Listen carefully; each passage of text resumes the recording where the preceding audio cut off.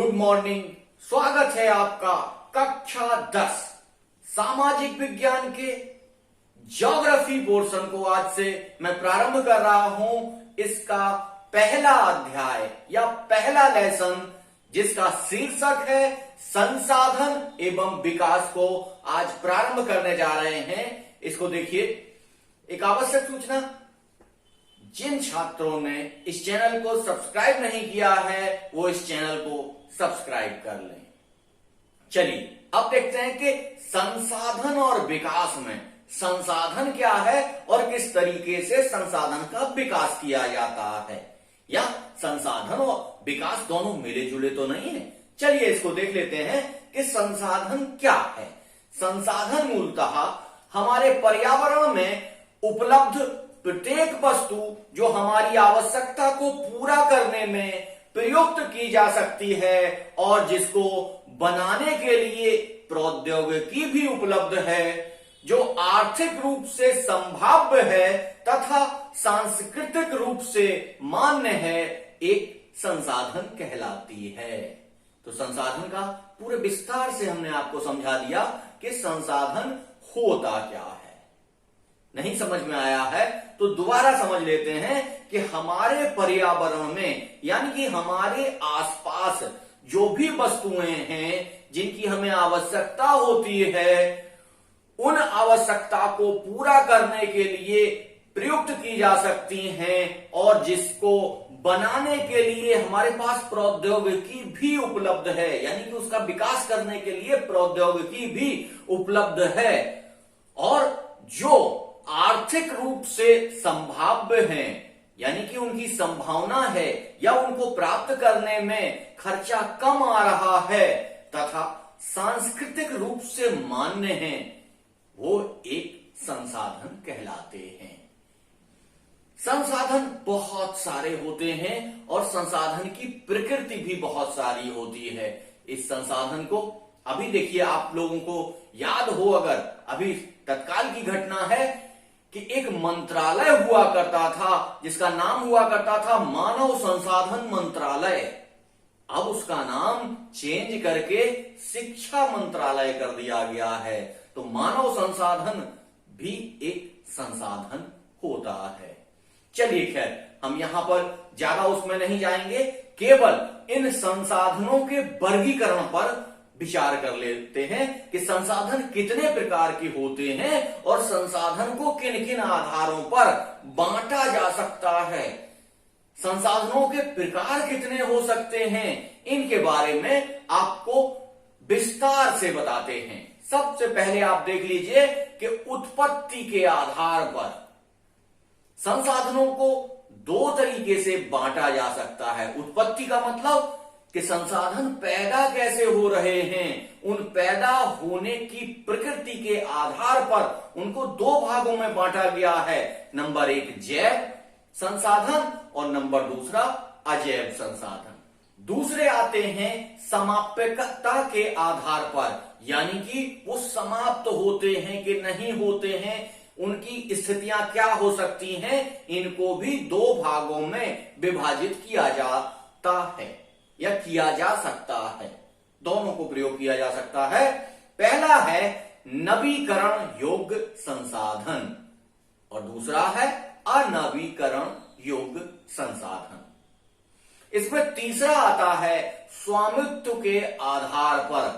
जो संसाधन का बंटवारा है या विभाजन है वो किस आधार पर होता है, उसको हम देख लेते हैं। वो 3 या 4 तरीके से उसको बांटा जा सकता है। नंबर 1 व्यक्तिगत संपत्ति के आधार पर, दूसरा सामुदायिक संपत्ति के आधार पर, तीसरा राष्ट्रीय संपत्ति के आधार पर और चौथा अंतरराष्ट्रीय संपत्ति के आधार पर। इसमें चौथा जो प्रकार है वो ये है कि विकास के आधार पर, किस तरीके से विकास हो रहा है, विकास के आधार पर। चलिए अब इसको विस्तार से देखते हैं कि किन किन आधारों पर कौन कौन से विभाजन इसमें आ जाते हैं। सबसे पहले देख लेते हैं उत्पत्ति के आधार पर, यानी कि जैव संसाधन। अब जैव संसाधन होते क्या हैं और जैव संसाधनों को हम पहचानेंगे कैसे, तब देख लेते हैं। जैव संसाधनों की प्राप्ति जीव मंडल से होती है। यानी कि जीवों का जो मंडल है जीव मंडल से प्राप्त होते हैं। इनके एग्जाम्पल या उदाहरण हम लोग देख लेते हैं। वनस्पति जगत, प्राणी जगत, मत्स्य जगत, पशु जगत, इन सारी जगहों से जो संसाधन हमें प्राप्त होते हैं उन्हें हम जैव संसाधन कहते हैं। इसमें दूसरा जो विभाजन है वो है अजैव संसाधन। अजैव संसाधन, अब देख लीजिए जैसा कि नाम से ही स्पष्ट है कि जो जीव ना हो, वो क्या है? अजैव संसाधन। वे सारे संसाधन, इसमें कौन से आएंगे? वे सारे संसाधन जो निर्जीव वस्तुओं से बने होते हैं अजैव संसाधन कहलाते हैं। इसमें कौन कौन से आएंगे? जैसे चट्टानें, धातुएं, ये सारी की सारी चीजें आपको अजैव संसाधन के अंतर्गत आएंगी। दूसरा जो इसका विभाजन हमने देखा था वो था समाप्यता के आधार पर। यानी कि समाप्यता के आधार पर भी दो वर्गीकरण किए गए हैं। नंबर एक, नवीकरण योग्य, यानी कि जिनको दोबारा प्राप्त किया जा सकता है, और दूसरा क्या है? अनवीकरण योग्य। अब देख लेते हैं नवीकरण योग्य, जिन्हें भौतिक, रासायनिक या यांत्रिक प्रक्रियाओं के द्वारा नवीकृत या पुनः उत्पन्न किया जा सकता है, उन्हें हम नवीकरण योग्य या नवीकृत संसाधन बोलते हैं। इनमें है कौन कौन से आते हैं? इनमें सौर ऊर्जा है, पवन ऊर्जा है, जल ऊर्जा है, वन जीवन है, ये सारी की सारी चीजें इसमें आती हैं। इसका जो दूसरा विभाजन है वो है अनवीकरण योग्य संसाधन। अनवीकरण योग्य संसाधन कौन से हैं? इनका विकास एक लंबे भूवैज्ञानिक अंतराल में होता है। एक बहुत लंबी प्रक्रिया होती है, जिस लंबी प्रक्रिया में इनका निर्माण होता है और ये दोबारा जल्दी से नहीं बनाए जा सकते हैं, इसलिए इनको क्या बोला गया? अनवीकरण योग्य संसाधन। इन संसाधनों में कौन कौन सी चीजें आती हैं? नंबर एक, खनिज आता है, जीवाश्म ईंधन आता है, तेल आता है, ये सारी चीजें अनवीकरण योग्य संसाधन के अंतर्गत आती हैं। अब इसका एक विभाजन जो है वो है स्वामित्व के आधार पर विभाजन।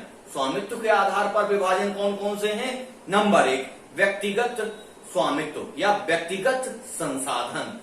जैसे गांव में आपने सुना होगा कि हमारे पास इतने संसाधन नहीं है कि हम ये काम कर पाए, हमारे पास इतने संसाधन नहीं है कि हम वो काम कर पाए।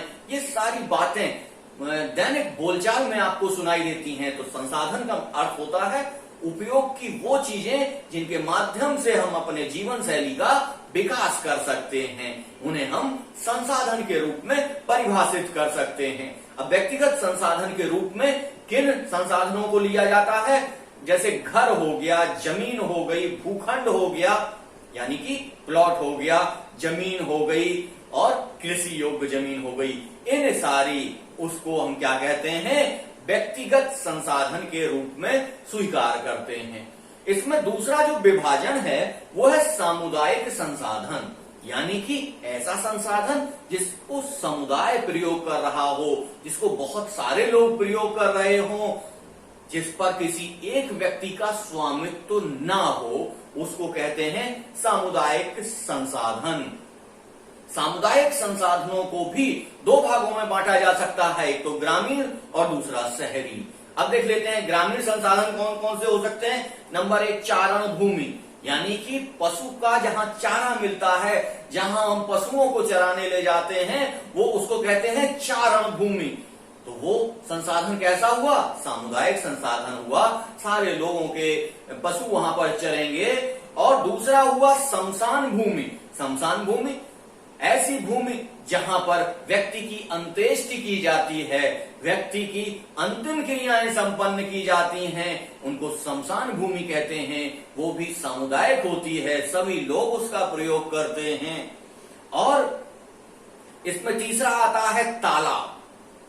गांव में तालाब पाए जाते हैं। अभी हम ग्रामीण सामुदायिक संसाधन की बात कर रहे हैं। और इसमें जब हम शहरी क्षेत्र में जाते हैं तो शहरी क्षेत्र में कौन कौन से संसाधन आ जाते हैं, जैसे पार्क है, खेल का मैदान है और जिम है। ये सारी चीजें सामुदायिक संसाधन में आ जाती हैं, जैसे व्यायामशाला है। ये सब शहरी क्षेत्रों में मिलती हैं, ग्रामीण क्षेत्रों में नहीं मिलती हैं। तो इसमें एक बंटवारा शहरी और ग्रामीण का भी आ जाता है। अब चलते हैं राष्ट्रीय संसाधन पर। इसका जो विभाजन अगला नंबर आता है वो है राष्ट्रीय संसाधन। अभी हमने क्या पढ़ा, व्यक्तिगत संसाधन और सामुदायिक संसाधन। अब तीसरा आता है राष्ट्रीय संसाधन।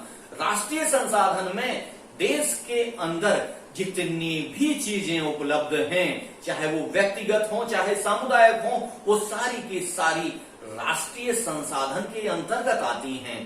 यानी कि जो जीव रह रहे हैं, जो मानव रह रहे हैं, जो संपत्ति है, वो सारी की सारी संपत्ति राष्ट्रीय संपत्ति कहलाती है। जमीन के अंदर जितनी भी चीजें निकलती हैं वो राष्ट्रीय कहलाती हैं। व्यक्तिगत संपत्ति में यदि राज्य को ये आवश्यक है कि आपकी जमीन लेना है उसे, तो वो आपकी जमीन का अधिग्रहण कर लेंगे, आपकी जमीन को ले लेंगे। सामुदायिक कार्य के लिए आपकी जमीन को वो अधिग्रहित कर सकते हैं। यहाँ पर व्यक्तिगत संपत्ति भी एकांगी नहीं हो सकती है। आप अगर राज्य मांगता है तो आपको अपनी व्यक्तिगत संपत्ति भी उनको देनी पड़ती है। तो आप यहां समझ लीजिए, इसको कहते हैं राष्ट्रीय संपत्ति। यानी कि इसमें एक चीज और आती है कि राष्ट्रीय संपत्ति में जब हमारा क्षेत्र समाप्त हो जाता है, समुद्र प्रारंभ हो जाता है, स्थल क्षेत्र समाप्त हो जाता है, तो स्थल क्षेत्र के समाप्त होने के पश्चात 12 समुद्री मील तक उसी देश की सीमा मानी जाती है, उसे राष्ट्रीय क्षेत्र में माना जाता है। तो इसको कहते हैं राष्ट्रीय संसाधन। इसका अगला विभाजन जो होता है वो अंतरराष्ट्रीय संसाधन के रूप में देखा जाता है। तो अंतरराष्ट्रीय संसाधन प्रत्येक देश में उसकी तट रेखा से 200 किलोमीटर अंदर तक जो भी संसाधन पाए जाएंगे, उनके नीचे जो भी संसाधन होंगे वो अंतरराष्ट्रीय प्रयोग के होंगे, सारे लोगों के प्रयोग के होंगे, उन्हें अंतरराष्ट्रीय संसाधन कहा जाता है।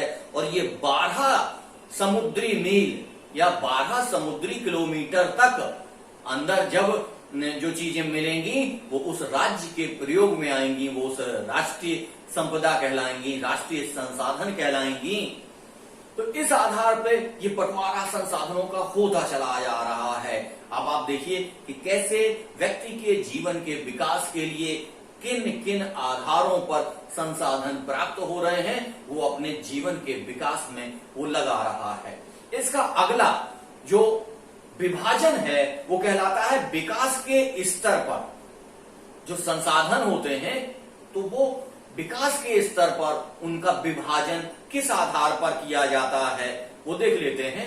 सबसे पहले इसमें किया जाता है संभावी संसाधन, यानी ऐसे संसाधन जो जिनकी संभावनाएं हों लेकिन अभी वो हो ना। जैसे किसी प्रदेश में उपस्थित परंतु उनका उपयोग नहीं किया जा रहा है, ऐसे संसाधन संभावी संसाधनों के रूप में आते हैं। अब आप सोचिए कौन से हो सकते हैं वो संसाधन, नहीं समझ में आ रहा है ना?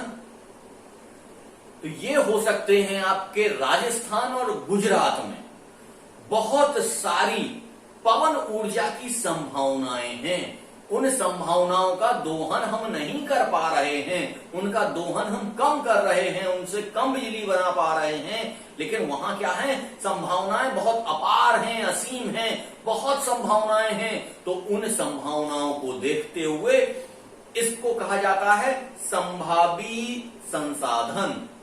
अगला है इसमें विकसित संसाधन, यानी कौन से संसाधन? विकसित संसाधन, यानी कि सर्वेक्षण और गुणवत्ता और मात्रा निश्चित की जा चुकी हो, यानी कि किसी स्थान का सर्वेक्षण कर लिया गया हो, सर्वेक्षण करने के पश्चात उसकी गुणवत्ता और मात्रा निश्चित कर ली गई हो।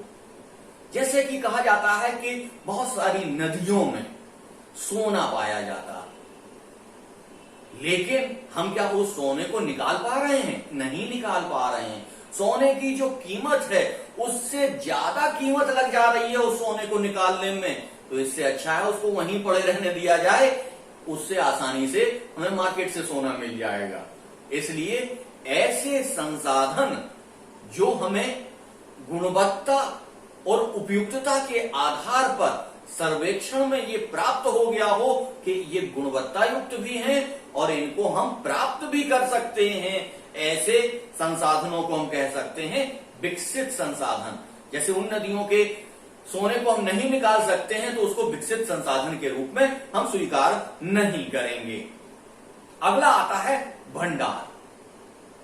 अगला इसमें उदाहरण विभाजन आता है भंडार का। भंडार का मतलब क्या होता है?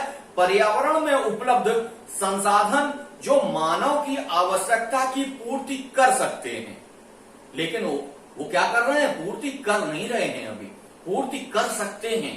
पर्यावरण में या वातावरण में उपलब्ध ऐसे संसाधन जो मानव की आवश्यकता की पूर्ति कर सकते हैं। सोचिए आप इनका उदाहरण। नहीं आ रहा है ना? चलिए मैं बता देता हूं कि ये ऐसे संसाधन हैं जैसे गैसें। हमारे पर्यावरण में, वातावरण में बहुत सारी गैसें हैं, जैसे H2 और O2 के यौगिक। H2 हाइड्रोजन और O2 ऑक्सीजन के यौगिक। ये जितने भी यौगिक बनाते हैं वो यौगिक, तो बहुत सारे ये चीजें भरी पड़ी हुई हैं, लेकिन इनका क्या कर रहे हैं हम? इनका हम विकास नहीं कर पा रहे हैं, ये इनको हम प्राप्त नहीं कर पा रहे हैं। प्राप्त कर सकते हैं लेकिन अभी उनकी आवश्यकता नहीं है, इसलिए उनको प्राप्त नहीं कर रहे हैं। देखिए भंडार, इसको क्या कहते हैं? भंडार संसाधन। मतलब संसाधन, इतने संसाधनों के भंडार हमारे पास रखे हुए हैं। जैसे इसमें आप एक चीज और समझ लीजिए, जैसे अमेरिका है, अमेरिका के पास बहुत बड़े तेल के भंडार हैं, लेकिन वो अपने तेल के भंडारों का दोहन नहीं कर रहा है।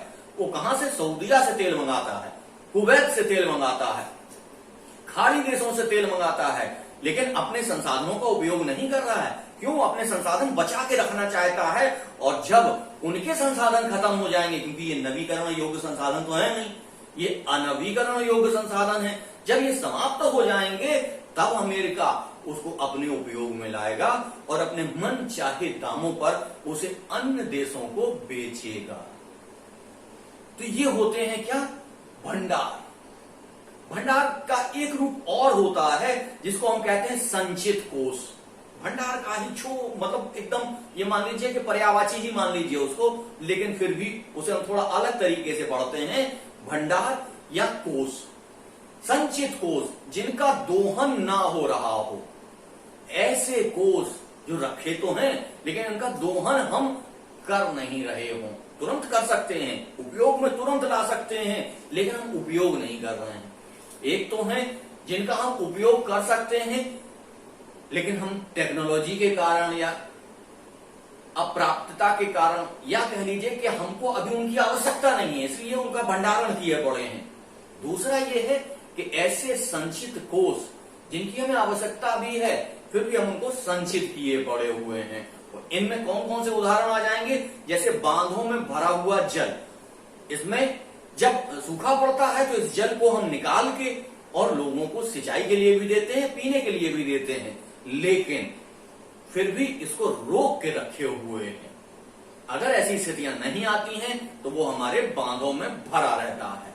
और जैसे हमारे वन, हम अपने वनों का विकास करते हैं, ये वन अनवीकरण ऊर्जा के अंतर्गत, संसाधन के अंतर्गत नहीं, नवीकृत के अंतर्गत आते हैं। इनको हम लगाते रहते हैं और इनको दोबारा प्रयोग करते रहते हैं, रिसाइकलिंग इनकी होती रहती है। तो इस तरीके से ये संसाधन हमें प्राप्त होते हैं और इसी तरीके के संसाधनों में मानव को भी रखा जाता है, जैव संसाधन के रूप में मानव को भी रखा जाता है। इसलिए हमें इन संसाधनों को अच्छे तरीके से पढ़ना है, समझना है और इन संसाधनों को बड़े विस्तार से देखना है, क्योंकि आगे चलकर ये बहुत सारे रूपों में आपके सामने आएगा। आज का सेशन हम यहीं तक रखते हैं। अगला सेशन आपको कल देखेंगे अगले सेशन में इसको। लेकिन एक महत्वपूर्ण सूचना, जिन छात्रों ने हमारा चैनल सब्सक्राइब नहीं किया है वो चैनल को सब्सक्राइब कर लें। वीडियो अच्छा लगा है तो उसे लाइक करें, शेयर करें और कमेंट करें। धन्यवाद।